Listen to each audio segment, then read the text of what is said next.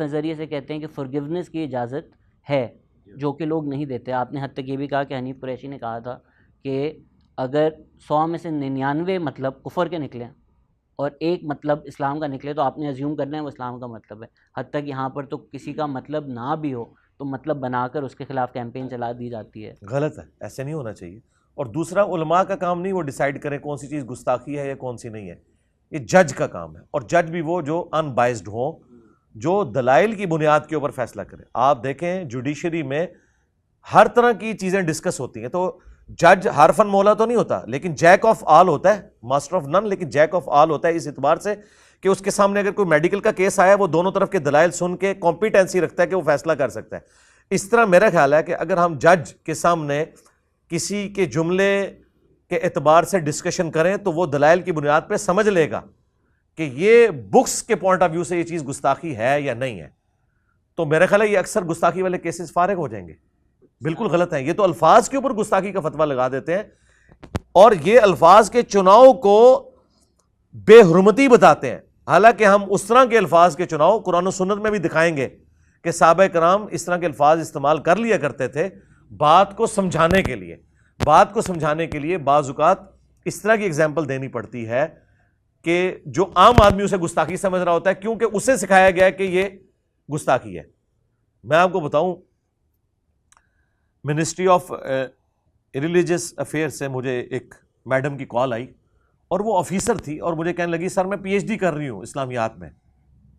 وہ آپ نے ایک ویڈیو کے اندر یہ کئی سال پہلے کی بات ہے, گستاخی کرتی ہے. میں نے کہا کیا گستاخی کی ہے؟ تو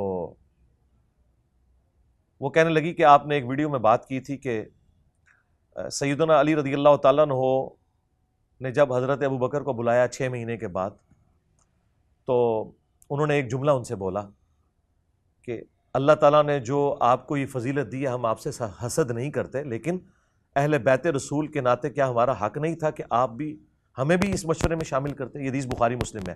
اس میں حضرت ابو بکر رو پڑے. تو حضرت علی نے کہا کہ بس دیٹس آل, آپ مسجد میں جائیں, میں اعلانیہ آپ کی بیعت کروں گا. اور پھر ظہر کی نماز کے بعد پہلے سیدنا ابو بکر ممبر پہ چڑھے, انہوں نے حضرت علی کے فضائل بیان کیے اور بیعت نہ کرنے کی وجہ بتائی, اور پھر حضرت علی چڑھے, انہوں نے حضرت ابو بکر کے فضائل بیان کیے اور بیعت کرنے کی اناؤنسمنٹ کی. اب ظاہر ہے میں جب پنجابی لینگویج میں اپنی پبلک کو بتا رہا ہوں تو میں نے اس میں ایک جملہ بول دیا. میں نے کہا حضرت علی کو آپ دیکھیں کہ کتنے کمپرومائزنگ تھے. انہوں نے یہ نہیں کہا کہ حضرت اب آپ نے یہ سارا بیڑا غرق کر کے یا یہ معاملہ خراب کر کے میرے پاس اب آئے ہیں اور اب آپ مجھ سے ڈیمانڈ کر رہے ہیں کہ میں بیعت کر لوں جبکہ آپ اس سسٹم کے بینیفیشری ہو چکے ہیں. یہ حضرت علی نے نہیں کہا. ٹھیک ہے, آج کوئی دنیا دار ہوتا تو یہی کہتا کہ حضرت اب تو آپ سسٹم کے بینیفیشری ہیں. تو اس نے کہا یہ جو آپ نے کہا ہے انہوں نے نہیں کہا تو یہ بھی گستاخی ہوگی. میں نے کہا پھر قرآن میں لکھا ہے یہ قرآن بکواس نہیں ہے, تو اللہ قرآن کی گستاخی کر رہا ہے. یہ نبی مجنون نہیں ہے, اللہ نبی کی گستاخی کر رہا ہے. یہ نبی شاعر نہیں ہے, یعنی وہ ساری گالیاں رپیٹ کر کے جو کافر دیتے تھے اللہ ان کا ڈینائل کر رہا ہے ایک ایک گالی کو رپیٹ کر کے. تو کیا گستاخی کر رہا ہے؟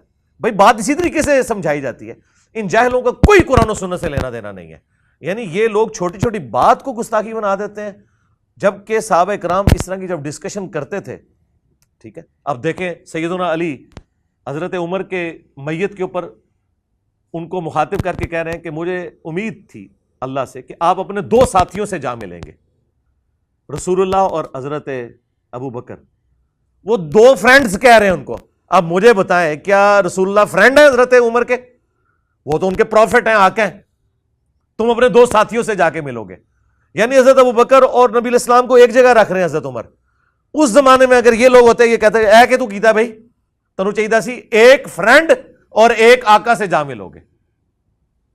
ان لوگوں کا اتنی سمجھدانی اتنی چھوٹی ہے. پھر حضرت ابو بکر کیا خطبہ دے رہے ہیں, جو تم میں محمد کی عبادت کرتا تھا جان لے محمد مر چکے.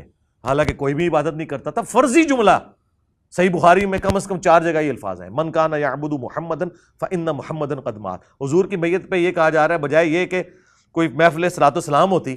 وہ کہہ رہے ہیں کہ جو محمد کی عبادت کرتا تھا جان لے محمد مر چکے, جو اللہ کی عبادت کرتا تھا اللہ نہیں مرا. لوگوں کو کہنا چاہیے تھا کہ حضرت ابھی ہمارا زخم بھی ہرا ہے, آپ بجائے حضور کے فضائل بیان کرنے کے آپ الٹا اور پکا کر رہے ہیں کہ نبی مر گئے. اور طاہر القادری صاحب کی ویڈیو ریکارڈ ہے, نبی کو مردہ کہنے والوں تم مر جاؤ. تو وہ حضرت ابو بکر کو کہہ رہا تھا ابو بکر تو مر جا. تو وہ جی قرآن میں لکھا ہے شہید کو مردہ نہ کو، او یہ نہیں لکھا ہوا جو آپ سمجھ رہے ہو. اللہ تعالیٰ نے کہا ہے کہ شہید کو مردہ گمان نہیں کرنا، وہ اللہ کے حضور زندہ ہے. اللہ یہ نہیں کہنا چاہ رہا تھا کہ آپ شہید کی بیوہ دوسری شادی نہیں کر سکتی کیونکہ شہید زندہ ہے. ٹھیک ہے. تو جب حضرت ابو بکر یہ کہہ رہے تھے کہ نبی مر چکے، جو محمد کی عبادت کرتا تھا جان لے کہ محمد مر گئے، یہ نہیں کہا کہ وصال فرما گئے.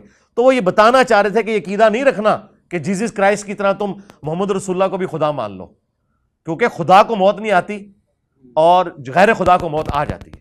پہلے سوال سے ایک سوال تھا بٹ اس کی صرف قانون کا میں اسپیسیفک ہونے کے، آپ نے کہا جج ڈیسائیڈ کر سکتا ہے بلاسفیمی ہے، but as per Islamic law اگر ڈیسائیڈ بھی ہو جائے کہ اس نے بلاسفیمی کی ہے اس کے بعد وہ معافی مانگ لے تو معافی ہے؟ جی معافی کیوں نہیں. قرآن میں لکھا ہے سورۃ الفرقان آیت نمبر 70، اگر کوئی شرک سے بھی توبہ کر لے اس کی توبہ قبول ہے.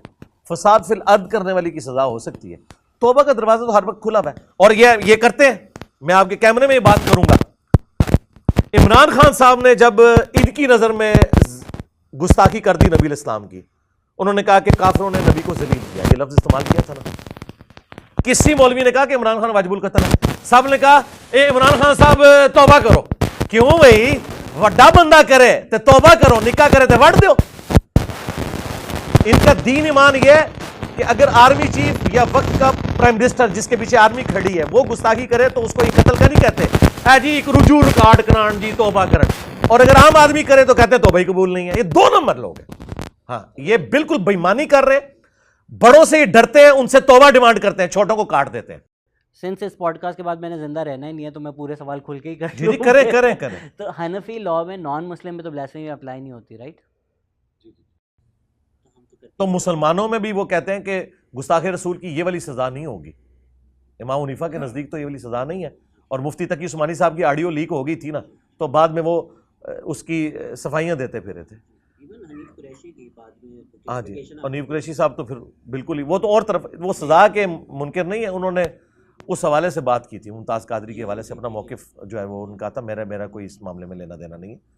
تو میرے بھائی آپ اس میں سے نکالنا کیا چاہتے ہیں؟ یہ کوشچن مجھ سے شہباز شریف کو کرنے چاہیے، یہ کوشچن مجھ سے چیف جسٹس کو، آرمی چیف کو کرنے چاہیے جن کے ہاتھ میں سلطان ہے. آپ ایک علمی ڈسکشن، علمی شاوت اپنی پوری کر رہے ہیں، ہم اس میں سے کچھ نکال نہیں سکتے. یہ بڑوں کے فیصلے، ہم ورڈک دے رہے ہیں. ان کو بھی پتہ ہے کہ 295C کے اندر یہ شیک ہونی چاہیے تھی کہ اگر کوئی توبہ کر لے. یہ انہوں نے انٹینڈڈ چھوڑا ہوا ہے.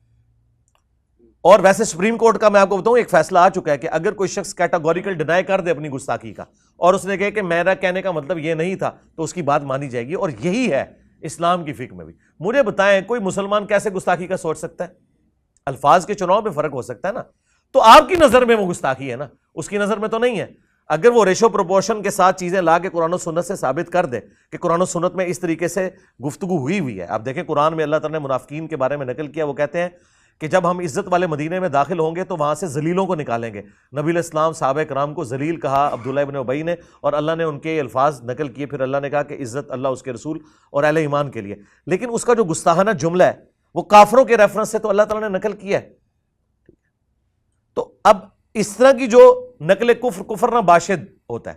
جب کوئی شخص خود سے توہین کی نیت سے پروفٹ کے لیے کوئی توہین کے الفاظ استعمال کرے جبکہ واقعی وہ توہین کے الفاظ ہوں، یہاں تو اگر آپ یہ کہہ دینا نبی بشر تھے، انسان تھے ہماری طرح کے، تو یہ کہتے ہیں آپ کافر ہو گئے. اس سے یہ بھی نہیں پوچھیں گے کہ تمہارا مطلب کیا ہے، تو وہ بتائے گا کہ میں سپیشی کی بات کر رہا ہوں، کیونکہ قرآن میں لکھا ہے کہ اگر زمین میں فرشتے آباد ہوتے تو ہم فرشتوں میں پیغمبر بناتے. انسان ہے.